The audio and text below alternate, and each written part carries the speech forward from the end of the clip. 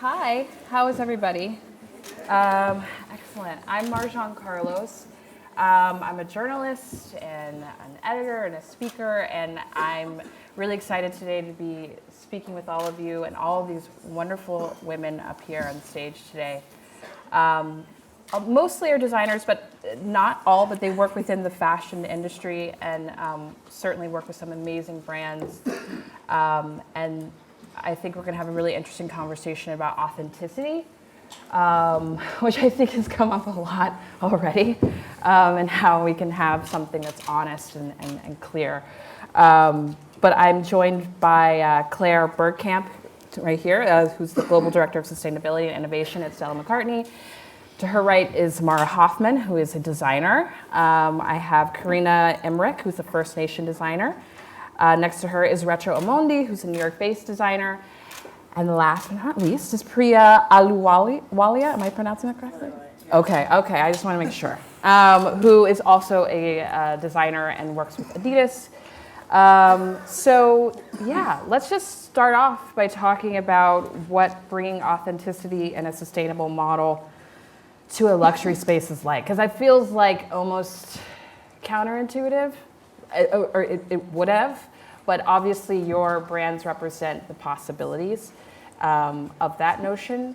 And so I'm just curious, what does that look like for you, and what's at stake for you? And anybody can jump in. This is a question to the panel itself. And obviously you guys are working in both in luxury and contemporary markets. So whomever would like to start. I'll start. I don't know if my microphone's on. Is it on? Yeah, it's on. But so my name's Priya, and I run a brand called Aluwalia Studio. So it's on my own label, and I'm an Adidas collaborator. And I feel that in terms of authenticity, especially in regards to sustainability, it's about doing like really thorough and serious research and really being able to ask people loads of questions. So within my own work, I visited Panipat, which is in India. It's the biggest global recycling capital of the world of second-hand clothing, and I documented it and I made a book from it. And I really spent the time there, and I just went around different factories and asked them loads of questions, and I rummaged through everything. And because I'd done that research, rather than sort of like, I'm not saying everyone is able to just go on a trip. My family are Indian, so I got to stay with relatives. Not everyone's able to do that, but really meaningful research allows you to be authentic because it makes you think about it every step of the way. So every time I'm designing something, I'm going to think about it. So that's like, for me, on my scale, how I really try and delve into stuff and ask loads of questions, and that will filter through my design process. And I think that's then what leads on to like being able to do projects like collaborating with Adidas and things. I think it comes on from doing such big projects that are led by research. And so, like, you're saying that this becomes a part of the DNA of your brand. Absolutely. Yeah, yeah. And I think it guides your work in like so many different ways, and it guides what you put out because of where it's seen. And you just can't, if you really do want to do that research and delve into what's happening in the fashion industry with like all the issues and all the problems, I don't think you could really continue to design in a way that's not sustainable. I think you would just see it and be like, I couldn't do. You just can't do it. Do you know what I mean? You just wouldn't do it. Just be like it would feel like throwing sort of money down the toilet in a way. You'd have to so if you go out and look for all those answers, it's gonna go into your work whether you like it or not. I think. Right. Or no, absolutely. Yeah. I would piggyback off of what she was saying in terms of the research. Like I said earlier, it only was like a year and a half ago when I started really researching sustainability. It was a buzzword that was kind of going over my head. And I think this kind of like waking up that everyone's doing, there's not really, it's funny because Mara said this backstage, which is a good point, and I said, it's very simple. And you're right, it's not very simple, but there's no one-size-fits-all answer to how everyone should do this correctly, and it also depends on like how big your business model is. We're really small, so we're able to be agile, and we're able to make certain decisions from the ground up because we're not a huge corporation that started being, that was founded in being unsustainable. Maybe it wasn't as much of a concern for some of these bigger companies years ago, and so again, it's not a place of judgment. I think it starts with the research. If you don't know what the problem is, you don't even know what people are talking about. So for me, it started with just that. someone else kind of introduced me into it, and I said, well, what is this? What does that even mean when people say sustainability? And then, you know, for me, she introduced me through like the global waste issue. That was just kind of something that she opened my eyes to. And she was like, well, most people don't really understand what the life cycle of their clothing looks like. You know, you see it when you get to the store, and then you donate it. And then after, what's happening before the store, what's happening after you donate it. And it's ending up in landfills, and it's ending up in a lot of third world countries, which is where the social justice issue does come in. But I had to kind of back up and kind of just do, and I'm still doing it. It's not like I have reached the zenith of my like learning. I just got curious. And so with that, I think, like you said, once you start to learn about it, you start to implement it in different ways. And it starts small, or some people it's big. It's hard for big ships, big companies to turn quickly. For us, we can do things that maybe other brands can't do because we don't have a mass operation. So I think it's just about like trying to get in where you fit in kind of vibe, and make little things, whether you're not using bags or not using straws or shopping less, you know. Everyone has their own thing, but that's why I you know, think it's a human issue, but I'm learning as much as I can about like what it means and what like the biggest problems are. Yeah, we can help. We're all learning. I mean, Yeah. obviously, but I mean, Claire, I feel like Stella McCartney was at like the forefront of that within the luxury space, right? Like, I mean, I don't think it had been done before in so many different ways. And so, how do you guys stay authentically true to your original mission, like constantly, and continue to evolve that mission and come up with new innovations? Yeah. I mean, I think it's a combination of things. I think with environmental sustainability, it is research and science-based, a lot of it. And so making sure that there is rigor brought to this topic is critical. That these are not opinions, that there is science behind it, and that we are focusing on the issues that are most critical, honestly, to survival at this point. I think that, you know, for us, it's the value is Stella, the mission is Stella. You know, it's personal, it's who she is, it's why it's ahead of its game. Is it wasn't done for any reason except this is what's right. It's not a marketing activity, and I think that is important. And I know that I'm sure Mara can talk to this as well, because when it comes from you and you're the creative director and the head of the company, it's a different conversation. It's not about how do we communicate this perfectly. It's more how do we actually fix the problems that we know exist. And I think that with keeping it authentic, that is critical. That it cannot become a marketing exercise. That sustainability, it's great to communicate sustainability. It's great for us to be having these conversations, and for it to become a conversation amongst everyone, and not keeping it, you know, too scientific and too like no one knows what you're talking about. You know, we have to make that balance between the people with my job being scientific and rigorous with our approach, but figuring out a way to make it make sense to anyone. Yeah. But it has to have that rigor behind it. And I think that with that, I mean, one of the things that I've been thinking about a lot is when we haven't done properly even, but I think every brand that is claiming sustainability should say what percentage of their brand that is. You know, okay. like, is it a capsule collection? So transparency. Is a it part one of product? authenticity. Or is it a transformation of what that business is and how they're going to operate for the future? And I think that, you know, understanding whether or not it's, you know, not to say that those are bad things. Sometimes they're an okay step if it's the first step, but if all you're doing is pumping out capsule collections that are sustainable, like you're just making more stuff, you know. And so it's got to be about a transformation and a transition. And I think that's what we always try and think about is how do we transform the biggest pieces of the business in a way that they're going to stay permanently transformed, so that it's not a one-off, it's not just we did it and move on, but once we've done something, we don't stop doing it. And how do we make sure that that represents the majority of what the company's doing? Right. No, absolutely. I like that. And I mean, you were saying earlier about how you talk to your customer and how you tell them about the science, but like do it in a way that's like that they can metabolize. Like how does everyone kind of work on that? And like when you're, because talking about science isn't very sexy all the time, right? And it's also really difficult to like truncate that message when you have your customer's attention for so much. Because Yamara, we were talking about this yesterday, like as much as it's about science, it's also about feeling. Yeah. Like I feel like a response to your clothes. So how do you guys create that balance where it's like I feel something for the clothing and I also know that within the clothing the customer is going to get something that's sustainable, that's responsible? Like how do you guys work on that messaging? Yeah, I can take this. Yeah.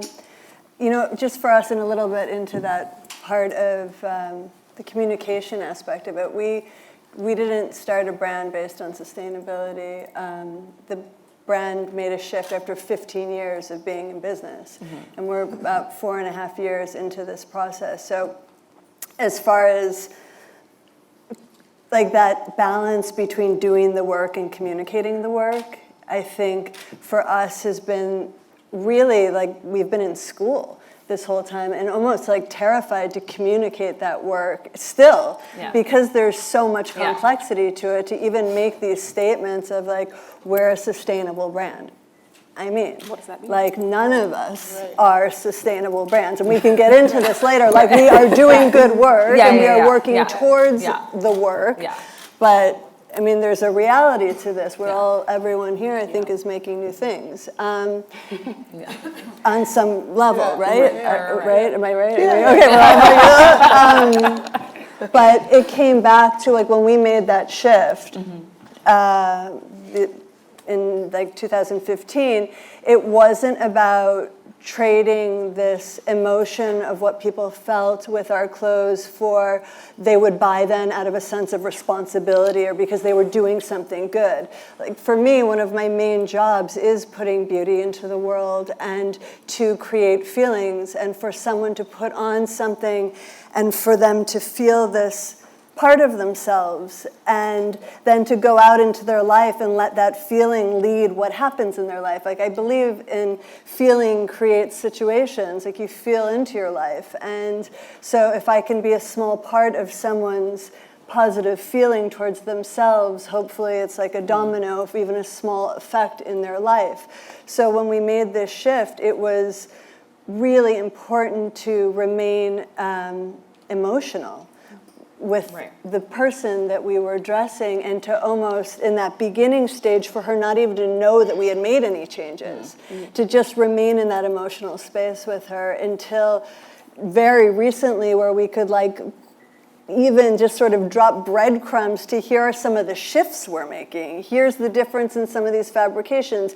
Here's what you can learn about what we're doing on our site, as opposed to like grabbing a megaphone and being like, buy us because we're this. You know? Everlane. What was that? I said Everlane. Right, because they get a lot of flack because it's The marketing. right, the marketing from it. Karina, do you have anything to add to that? I saw you. Oh, yeah. Yeah. What? I saw you nodding your head. I have a lot to say. Well, I think that we're kind of smudging the line between transparency and authenticity, and I have a lot to say about authenticity. So when you introduced me as a First Nations designer, and I don't know if for a lot of you that might have just gone over your head. I'm Indigenous from North America. I am a descendant of the Puyallup tribe, which is Coast Salish Pacific Northwest. So speaking about authenticity to me in design is incredibly important, especially talking about cultural appropriation in the fashion industry, which is a huge problem. It's also, I believe, a very big problem the farther away you get from the States and the less visibility that Indigenous people from the US have.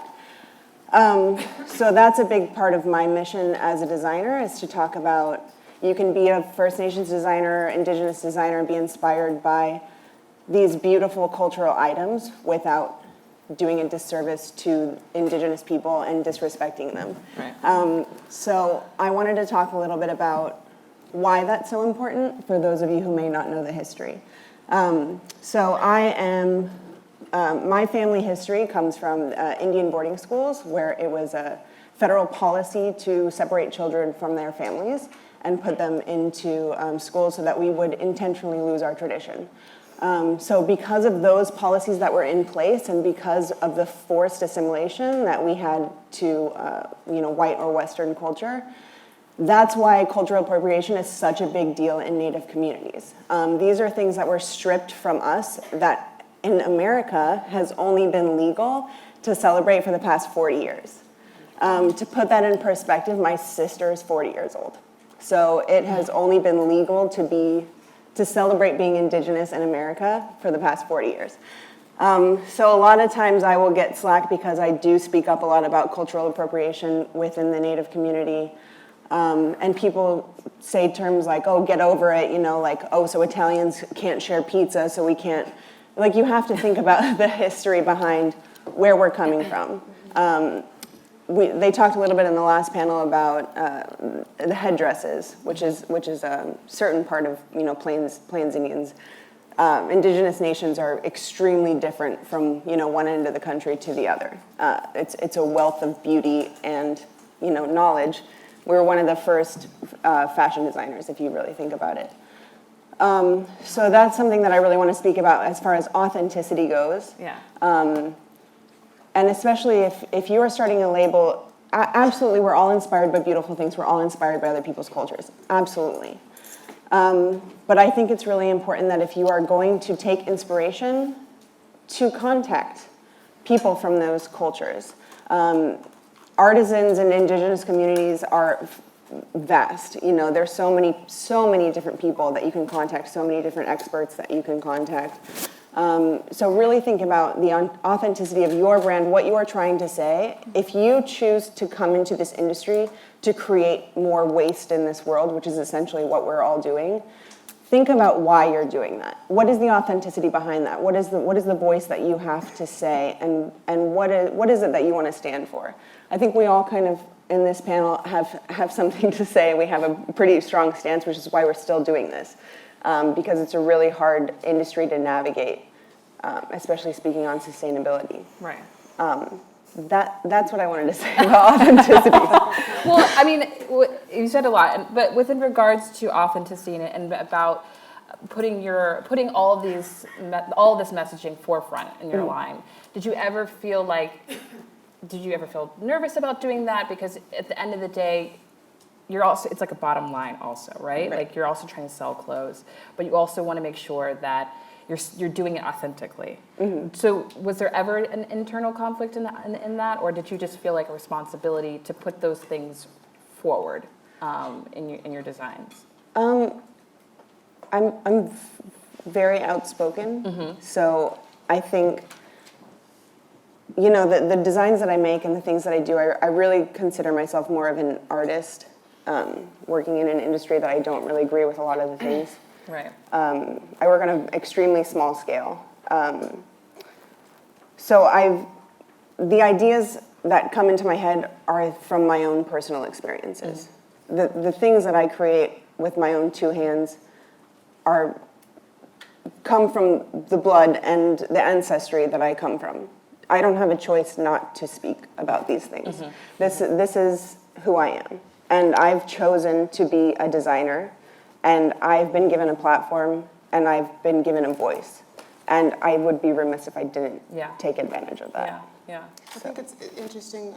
I just love everything you just said, by the way. But I think what you asked earlier about the messaging versus the effort, the balance, between the two. Something that I really miss about the fashion industry is that I felt like brands, funny to say that, but designers that I loved, or even things that Margiela stood for. I know that's a brand that everybody kind of knows now, but what I miss about the industry was it was a reflection of the times, like a lot of really good art or whatever. It's like you're talking about the time. So to be in fashion or in vogue, if you will, to me is to reflect what's happening currently. And I think sustainability, because it's such an issue and because the planet is dying, or we're putting a lot of pressure on it, to me that's probably the most fashionable topic that there could be right now, to be current or to be reflecting a moment. So when you talk about messaging, I kind of look at it that way. It's it is a balance. You don't want to be too screaming in someone's face. And I love the way Stella McCartney does it also. She's been an inspiration for me, a leader, because before I didn't know who was doing it. How can you keep it chic? Does it have to be this granola crunchy thing that is beige and you can't use any, but you know what I mean? That's what it was to me in my head before I really started researching or had any examples of people who had done it. So the messaging is tricky, but I think to be in fashion, if you will, that's pretty current. That's probably the most one of the a relevant thing to mention. No, I agree. I read this quote yesterday, and I was curious what you guys thought about it. Franca Sozzani said, fashion isn't really about clothes, it's about life. And if we're talking about life today, and everything today we were saying is like, we've got 5 years left to get this together, you know, then that's what the fashion needs to reflect, right?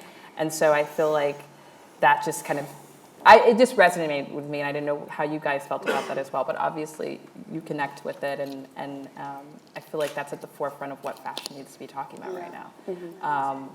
I think, I'm curious to know though, it's like, how do we start that conversation within fashion and make it sexy and make it like evolve into something that's at the forefront? It's not about the structure of collections, it's not about the structure of the circuit, but it's about the fact that, you know, everybody needs to be taking this to task. Everyone needs to be implementing this.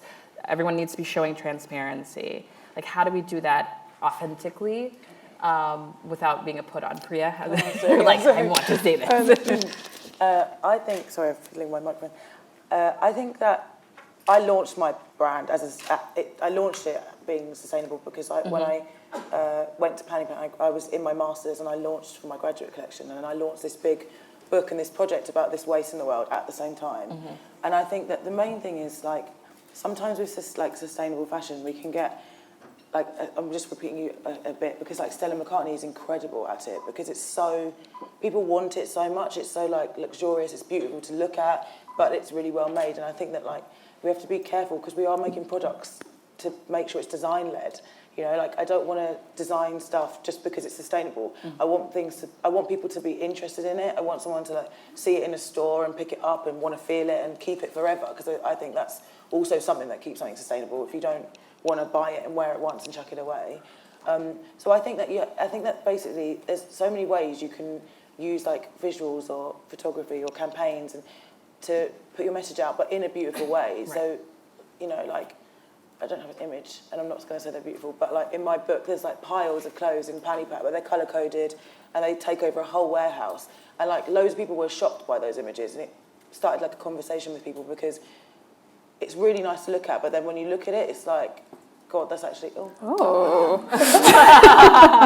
shocking. It's really nice to look at, but then when you really look at it, you realise how terrible it is. So I think that, like, the same way that we want to design nice clothes, we can really use our strengths as designers and creators to think of, like, interesting and engaging ways to get people to look at it. Because I think that before I started this journey, I would have found people, like, lecturing at me about stuff unbearable. I would just be like, oh God, leave me alone. So I think that if you can do it in a way that you resonate with people that are not like us and not just completely interested in it, and make things interesting to look at, then I think it makes it much more accessible and much more open. Yeah. I also think along those lines, like, it's about, like, I mean, each one of you, I mean, I'm the non-designer, so, you know, take it with a grain of salt, but it's about finding the way that makes sense for the product as well. I mean, there's so many stories within sustainability and talking about how complex it is to communicate them. But it's about finding, you know, a way to tell that story that makes sense for the product and for the conversation you want to be having. And I think it's about finding a way to connect the dots to things that people care about. I mean, I think that, you know, it's interesting. I was having a conversation this week with someone that was very powerful in the investment community about how we move things forward with climate change. You know, how do we get this into the mass market? You know, how do we make that influence people's purchasing decisions? And, you know, that's a very valid question. And I think that the way we do that is we start to connect the dots for people a bit better. And we say that, you know, by shopping this way, by treating the products that you purchase as waste, not as, you know, part of who you are, part of your life, treating them as non-durable goods when they are actually durable goods, you know, that is part of all of this. And, you know, the fact that our fibers, our production, everything that we do as brands has a massive footprint. And how to make that make sense, though, and not make people feel bad. And I think, I think it is good to kind of shock people because it wakes them up. You say that, yes, this coast came from a forest. It could have been a forest that was an ancient and endangered forest in Indonesia. That's shocking. That wakes people up. But then you also have to say, this is what you can do in your life, and this is how it fits into the bigger things that you're concerned about. Yeah. And that is so much easier said than done. We focus on it, we talk about it, we think about it constantly, but to make that a conversation that is something that isn't the people in this room alone, that's your average teenager walking down the street, and making it cool, making it make sense to the world without marketizing. It is such a complicated balance, but I think it's a really interesting place that we're in right now, where companies, that are represented here, companies that are taking this seriously, that it's not just fluff. How do we get our community, our broad community, not our family that's in this room, the broad community, wanting to think about, what if I throw that away? That has a huge impact. Yeah. It doesn't matter if I paid a huge amount of money for something or less money. It's about, what do I do with that? Does it bring me joy? And how do I make sure that it's not ending up in landfill? I think there's so much there right now. Yeah. I like this idea of storytelling and how you guys all tell a story, and you tell this story. And I think all of you do that distinctly. How do you guys... Can you tell the audience how you do that authentically? I know, Mara, you'll go off to Miami with a friend and a director, and you'll film something, and that to you is the way that you tell your story. Rachel, I remember when we first met, you had that incredible photo series of the women out in the backyard in Brooklyn with the wellies and the jugs of water, because that was your way of telling a story. So what makes sense to you guys to authentically tell that story, if you're on social media or if it's through the visuals that you guys produce? I think it speaks back to authenticity, and I think it's individual for every person here, and what they're into, I guess, in a simple way of putting it. There's a lot of brands right now, some older ones that, even me, getting hired to do consulting jobs, they'll be like, how do we be more authentic? And it's such a bizarre thing. Yeah, it's a bizarre one. Exactly, just be yourself. But when you're a company, you have to be able to implement it. And for some people, there's something there, and there's a heritage, and there's a story. It's okay, we can just give it a little bit of a facelift. And then for other brands, you're I don't know, you are being authentic. It's just not that good, So it just depends. But I think it's so individual. For me, I don't know. I mean, I don't know how to answer this question. Maybe someone else will do it better. But it's so innate. Yeah. That I don't know. It's over-intellectualizing something that's so ephemeral. You know what I mean? Yeah. It's how do you breathe? You're I just do it. So that's what it feels like to me. I don't know what it's like at a big corporation level, but for me, I just do things that make sense to me and would feel like me. It's almost like getting dressed. Would I wear that? That doesn't feel like me, or I don't wear print, or, Yeah. So I think when it comes to imagery, photography, the photographers I choose to use, the models I choose to use, the venue that we would choose, even the podcast, it just felt like the natural thing to do. Yeah. I don't know if that even makes sense. No, that does make sense. I mean, sometimes it's hard to talk about things that feel more emotional. Yeah. Karina, it is depressing to me to hear in consulting, how do we be authentic? So then your authenticity becomes a commodity. So your main goal going into, I'm speaking hypothetically here, your main goal going into the fashion industry is to make money. And then you track back and say, how do I be authentic? How do I use buzzwords like sustainability, all this stuff? Mm-hmm. But if it is like breathing, to me, I don't know what else to do, right? I don't know how to pair this capitalistic society that I live in with the art that I create. I haven't figured that out yet. I haven't figured out really how to monetize and how to be monetarily successful and do it in an ethical and sustainable way, because those don't necessarily go hand in hand. So, I want to say thank you to everybody that spoke so far. I've never felt more connected with a group of people in these questions that we all still have, because the truth is we're asking so many questions. We're still trying to figure this out, and we don't have time. And that's, it's terrifying. So, we talked a lot about, last night, we had a conversation about marketing, and how marketing, you had said that marketing has become more important than the product. And I really, that really resonated with me. I completely agreed with you. Unfortunately. Yeah, unfortunately. So, you know, if you, and I go back to, if you want to be in this industry, you really need to ask yourself why, or what aspect of this industry do you want to be in? I think I grapple every day with, like, is this the path that I'm going to choose, and how am I going to survive doing it, you know, in the business model that I would like to use. You know, maybe we can all get together and talk about that more. Well, we were talking about that yesterday, Mara. Yeah. You have that inner conflict. Always. Yeah, the between, am I creating a solution or am I just producing more? I mean, I think that this is probably the conflict that we all sort of are within, and anybody that's like sitting in this space or really thinking about sustainability while you are running a company and manufacturing things, like if you're not in some bit of conflict with it, then I don't think you're really thinking about the stuff. You're not really doing it. Like if you're doing it, you're in some conflict. And then it's just like a balancing game of that. Like for me, one of my biggest yuck feelings was that here I am, like my role is to tell you to buy things.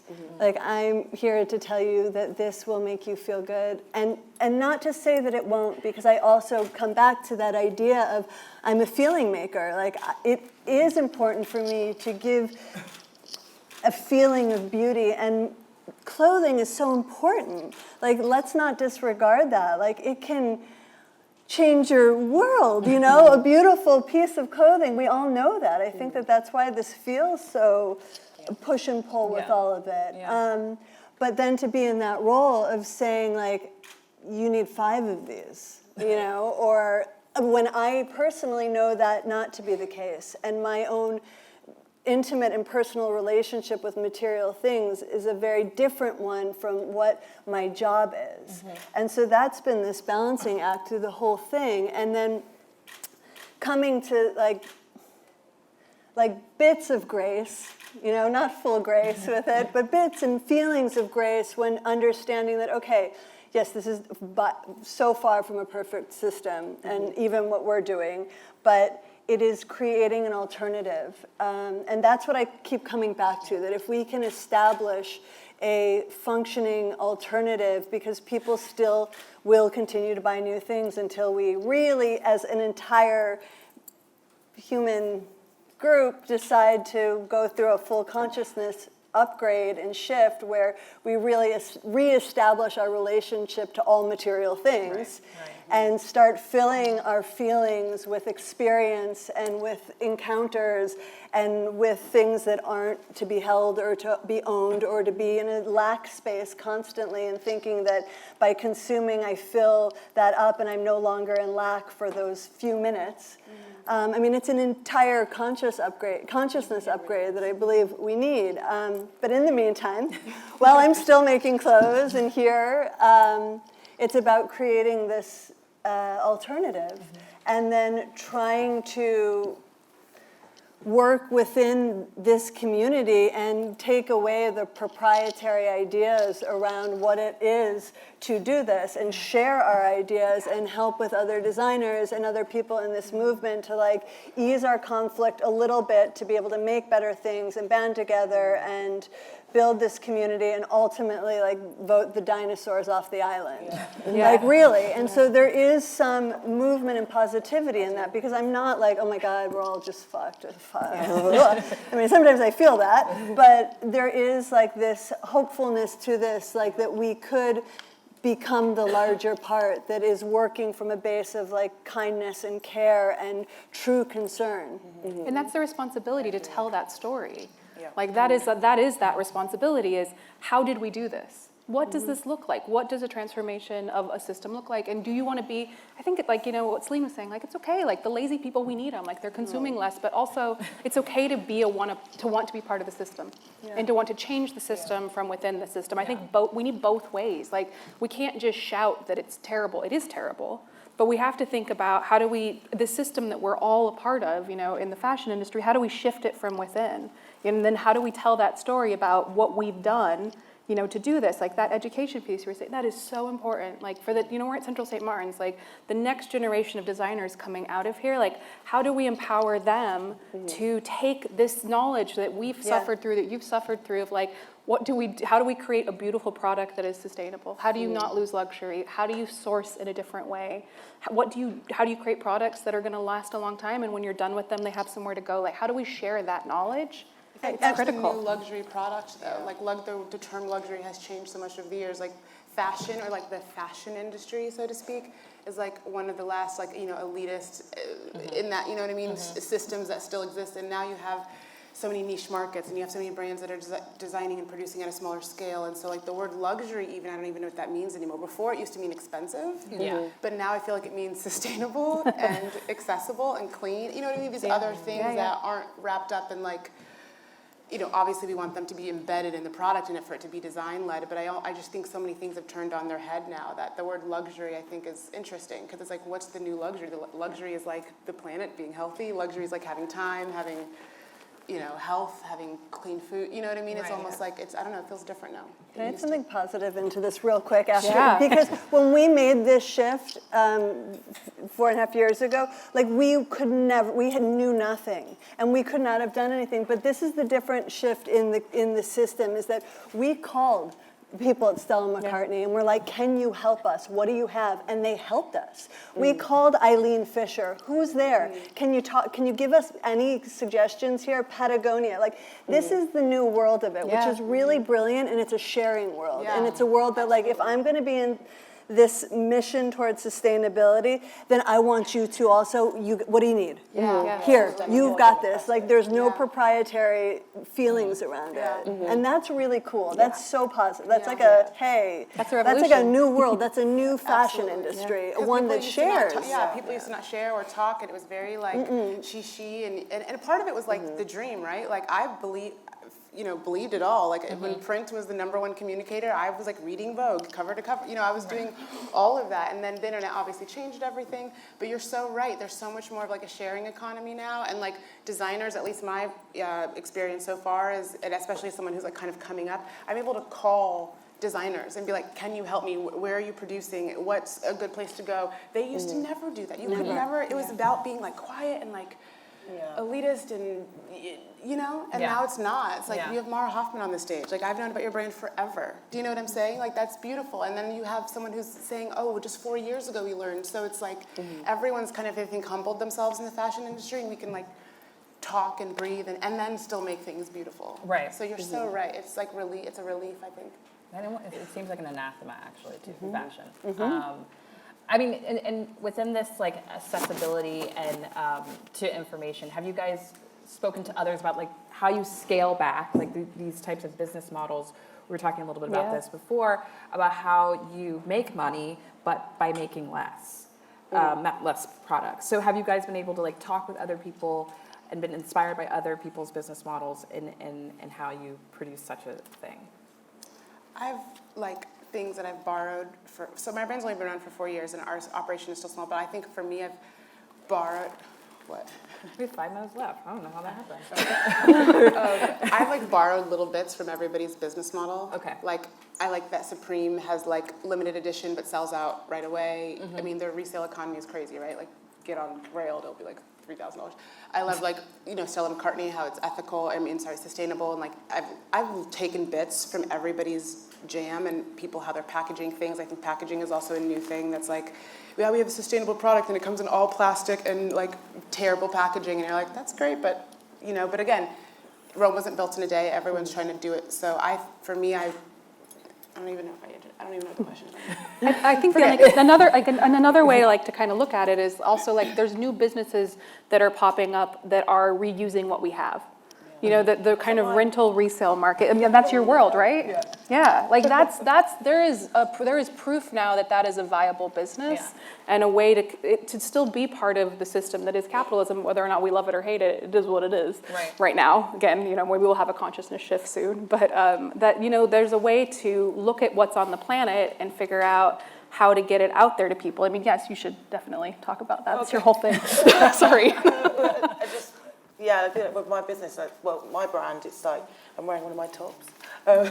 It's all like repurposed materials and things that have already existed, and I get dead stock and I like rummage through warehouses, and literally it's a bit gross, but it's sometimes amazing, and I just find things that exist already and try and use those to try and make things like that. And I feel like I think with my business model, I'm still struggling, like, how am I going to scale it, right? So like, it's great, I've had some good orders and things, and I think I'm so happy, and I'm like, next season, right, so how am I going to, you know, be able to, especially it's just me and some interns at the moment, so just like, I do everything, but like, so for this kind of business model, it's really, this is what I'm trying to figure out. If anyone's got any ideas, please let me know how I'm going to scale it. But then it's like, with like, for example, I collaborate with Adidas, and with Adidas, they're able to use technology to like solve these problems. So like, so that's where I think that craft and technology need to like work together, and that like use like artisanal, you know, like hand making and the future technologies really work. So like, for example, with like the Loop trainers at Adidas, that they're like a trainer now that you can just literally recycle, like, but because it's all made of different components, right? A shoe, so like to recycle it, you'd have to take all of it apart and then recycle it separately. But now you can, they've developed this shoe, which I hopefully, like, everyone is going to now jump on it, aren't they? And hopefully that means that loads of people can start manufacturing, like race to manufacture better shoes like this. But like, I think to scale it, it's like you need the support to embrace technology as well as the craft that I personally have started design from. Like, I really love knit, I love like patchworking, but in like a fresh way, because I'm trying to also like, I kind of want to sort of give, like, Stella McCartney's like a big inspiration in making sustainable fashion like actually desirable and aspirational, and I want to make clothes that people feel cool in. So, you know, it's balancing all these different things. So does it look cool, and is it artisanal, and do I like respect people's, you know, trades and crafts, and then also how can I bring technology into it? So I think it's like, I think that's how I see how I'd have to scale. So yeah, I just have to buy a 3D printer or something. I don't know what I'm going to do. Buy one so bad. I'm about to go halves. Yeah, I want one so bad. But you're working in a system, you're trying to change the system from within. The reason it's hard to scale is that you're doing something that's not traditional. Yeah. Like, but that's I think what's cool about this moment again is like, we now know there's so much stuff on the planet, like way too much.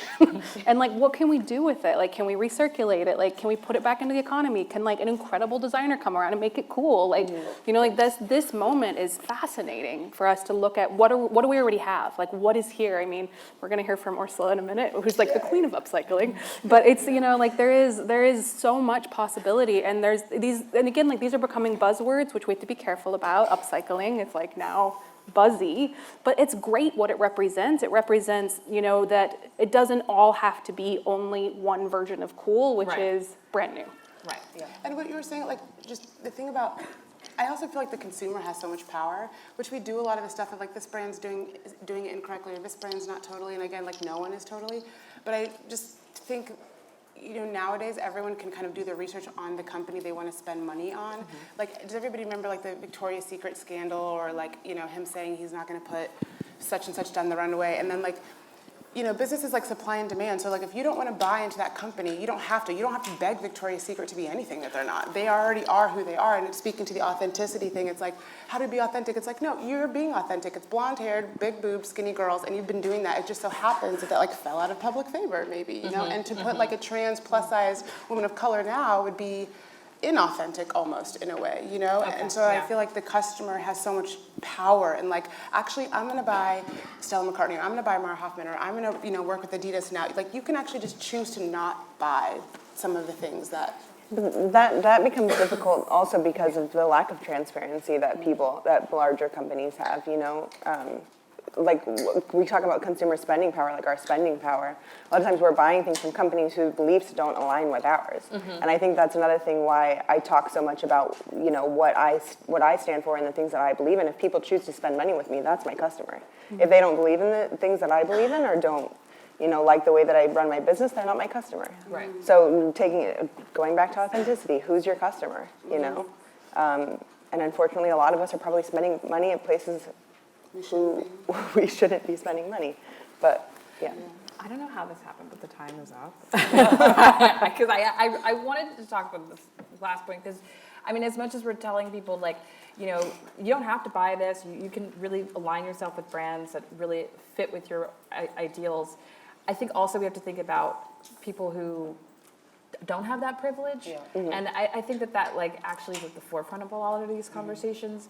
And I don't know how we can talk about accessibility and not talk about that. And the fact that, you know, sustainability is aspirational, and it is something that we have to keep in mind when we're designing, but also it's so ingrained within capitalism to think about what is aspirational is expensive, and what people are after is not, maybe that's not what people are after, you know? And like, are we gonna get mad at people who are aspiring towards something that's not sustainable, or are we gonna get mad at people who are buying that $4 shirt because that's all that they can afford to give their child, even though it's not made of organic cotton, you know? So it's like, it's like that is something that I think is really important to keep in mind when we have these conversations. I think so. I think it is really important, and I struggle with this all the time because obviously everyone needs to get paid, right? And if we want to do things properly, everyone from like who spins the fabric to dyes the fabric, you know, everyone along that chain needs to get paid properly.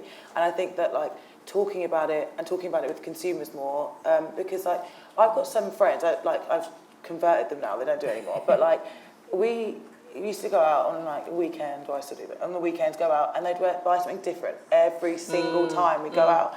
And I say, when are you going to wear that again? Like, what are you going to do with it? It's just the floor is just getting like this, ridiculous, right? Right. And it's like, so of course there is a huge section of society where they're buying things because it's out of necessity, right? You don't have disposable income, like even, for example, like a nurse's salary is not big enough to live in London and buy loads of nice clothes. So there's obviously things like that. But then there's also this other section, which is like powered by like Boohoo and Pretty Little Thing and these huge online companies that sell dresses for $5, and because they want to wear it and put it on Instagram, and it's Fashion Nova. Fashion Nova, and it's like this fast hamster wheel, right, where people are so concerned about wearing something new that is also driving it. And like what I've tried to say to my friends is like, why don't you actually like not buy something new for 6 weeks? Why don't you just put that together and then think of something that you really, really want and that you'd keep forever, and you'd wear it until it falls apart or something, and buy that, because actually you'll feel much better about it, and you'll feel proud of yourself for doing it, and it will be less disastrous for the world. No, I agree. We were talking about that earlier, absolutely. that you know, even though it is fast fashion, you don't have to throw it away. No. You can like wear Buy it. less of it. Buy less of it, of course, obviously, but like you don't have to then just Continue, yeah. Or you can lend it to your friends, swap with your friends, or Resell use it or Depop. whatever. Yeah, there's so many options. Yeah, and I think but that was also going back to what Mara was saying, which is like that overwhelming drive to need something, and I think and to want, because that's just the way capitalism is set up. You know, I feel bad, I'm gonna buy something. I have nothing, I want it more. You know, so I feel like that's like also what kind of like this weird drive that runs in tandem. I'm like over. Are we doing questions? No. Okay, she's like, no, get off the stage. Okay. I appreciate all of you for having this conversation, and yes, thank you.